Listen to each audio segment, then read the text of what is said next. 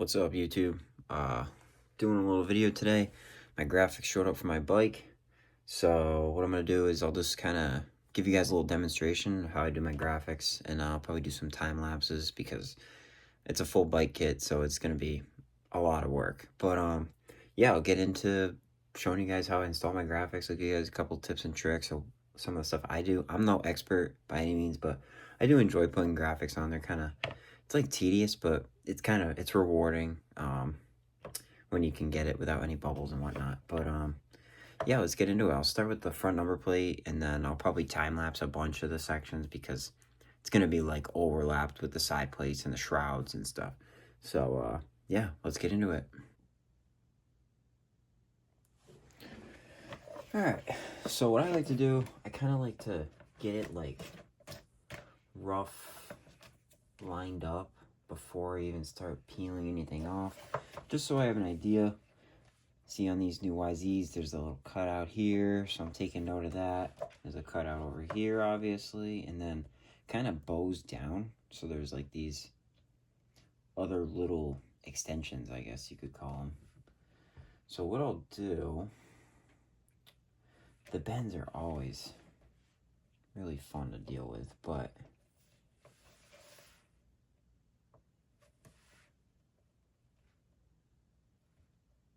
probably gonna start from the bottom, I'm thinking, and work my way up if possible.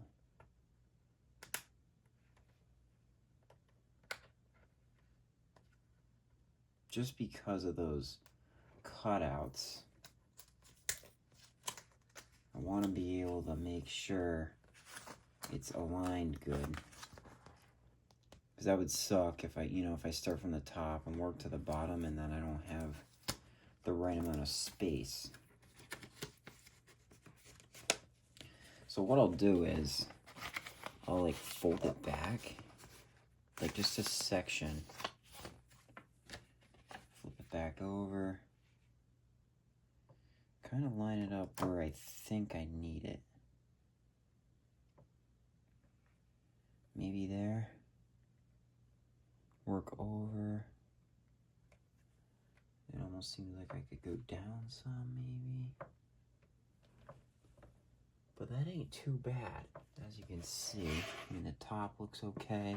The only thing I was concerned about was over here. But that might not be too bad.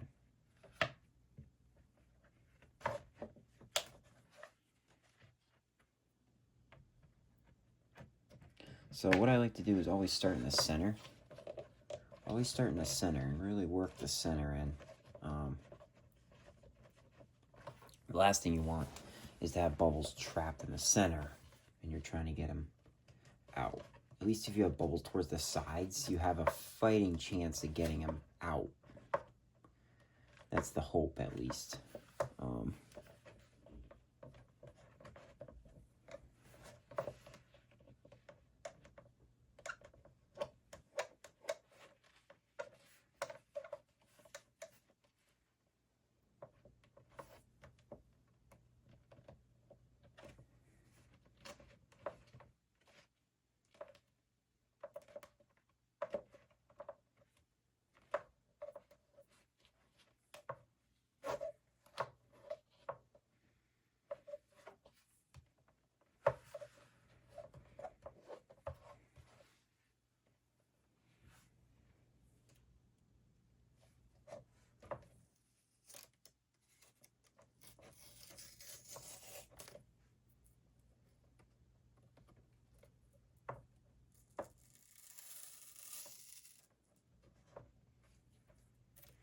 As you can see here, I'm trying to pull back on the side pieces here, get those kind of latched down.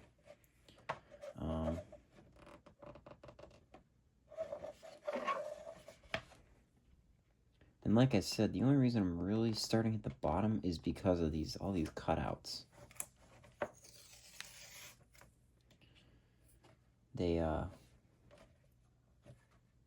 make it a little bit more challenging for sure.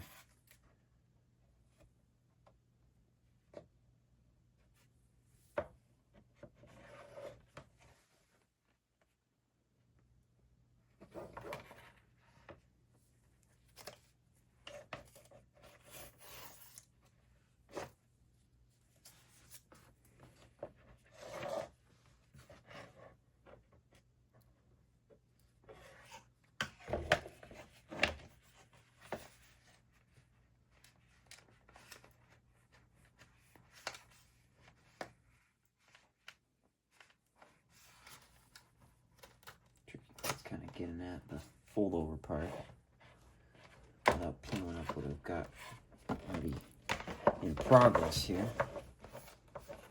It's kind of trial and error. I wish I was better at it, but I am no pro.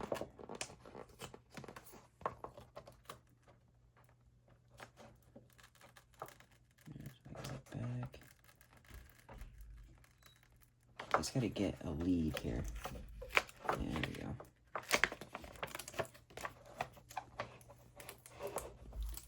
That way I can kind of play with it, you know.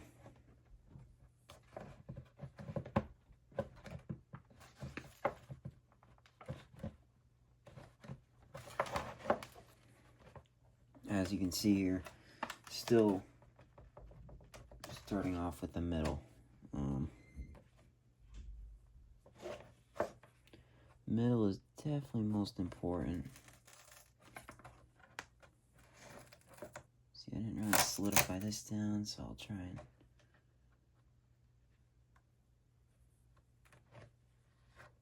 scooch that over as best I can.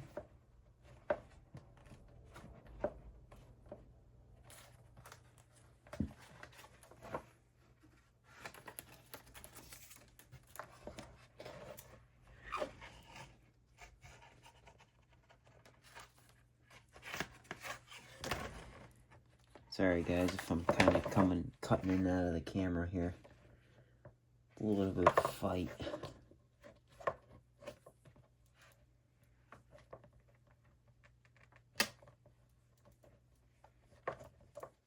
So as you can see, a little bit of it already like kind of conformed to the number plate. Kind of as you get it, it kind of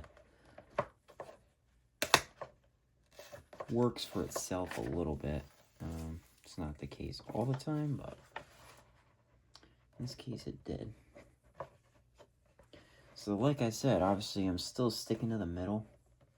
And a lot of these front number plates nowadays, they kind of have like a bow to them.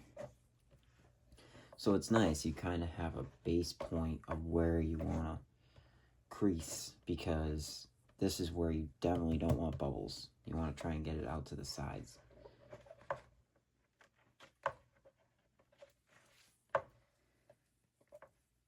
And I know some people do use heat. I will use heat for sure in some instances. But if I can get it without heat, I can get it without heat. You know what I'm saying? Because why not?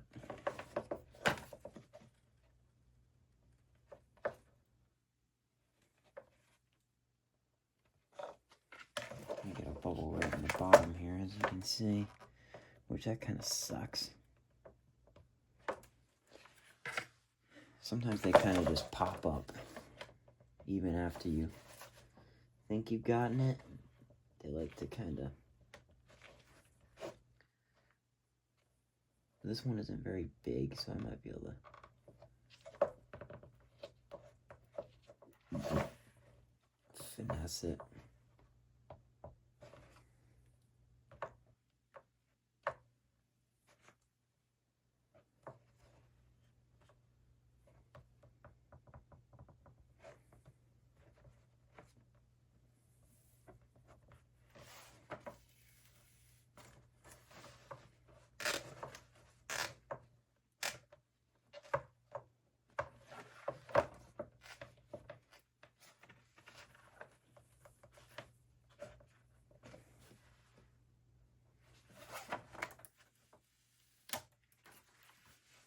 Yeah, and eventually you get to a point where you can just peel the backing right off. As you guys can see, I do have a bubble right there, but not bad, really not bad. If I can't get it, I'm not going to cry about it.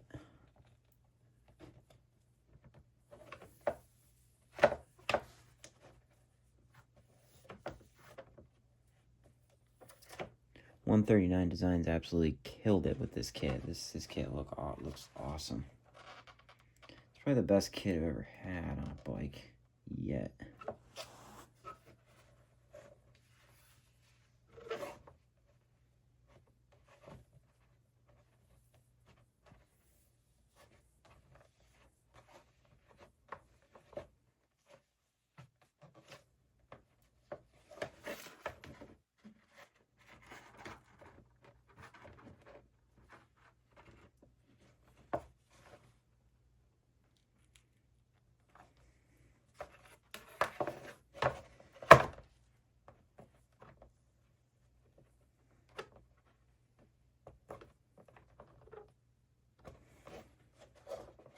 And there's a nasty crease on these newer YZs right here, and that graphic definitely doesn't want to go down in there.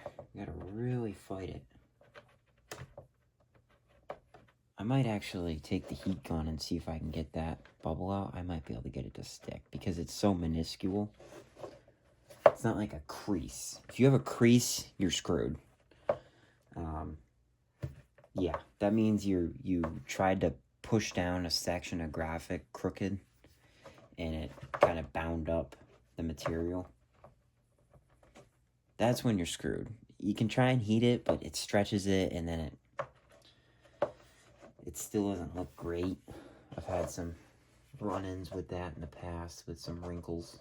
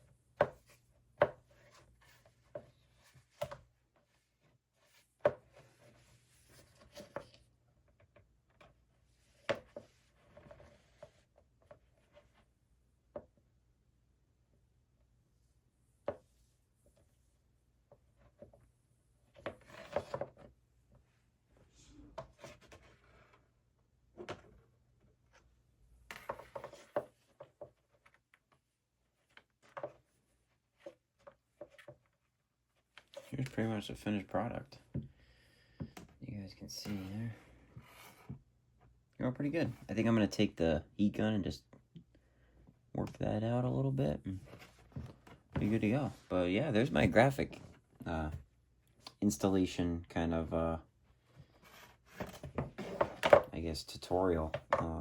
I'll be time-lapsing a lot more of this, but I might stop and take some other small bits and pieces of the kit and just show you guys what I do, some tips and tricks, maybe on like a harder section, like maybe a shroud or something that's a little bit more difficult. I mean, this is pretty difficult, but yeah, that's about it. So we'll get into the time lapse and we'll go from there.